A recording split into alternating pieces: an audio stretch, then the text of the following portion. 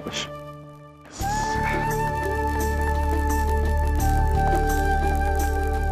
तुम्हाला दोघांना सांगण्यात फिरताना बघितलं ना आणि एकदम तुमचं बालपण आठवलं रे मला. आदित्य तुला आठवत अमित दादा असंच तुला खांद्यावर घेऊन इथे अंगणात धावायचा. मला मात्र बाई खूप भीती वाटायची. हा तुला घेऊन पडला तर तुझा एकही दात शिल्लक राहणार नाही.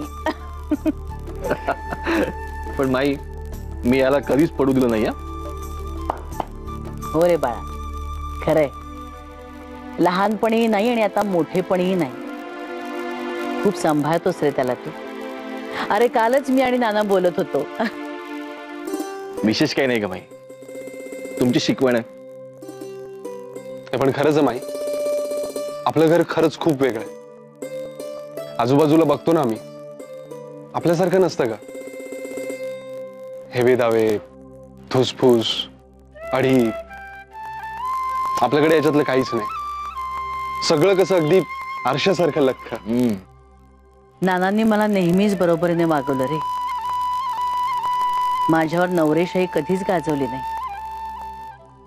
म्हणून तर आम्ही एकमेकांचे झालो, जोडीदार झालो. म्हणून तर सगळं जमलं. घरी आलेली नवीन मुलगी, तिला घर हे आपलंसं वाटावं, ती एकरूप व्हायला हवी ना. मी झाले तशीच विजयाही झाली. हो नाही, आणि घरातली सगळी माणसं ओळखीची जरी असली तरी मैत्री म्हणून या घरात येणं आणि लग्न करून सून म्हणून या घरात येणं, ह्या दोन वेगळ्या वेगळ्या गोष्टी. पण माई, तुम्ही माझ्या पाठीशी भक्कमपणे उभ्या राहिल्या, अगदी आईसारख्या.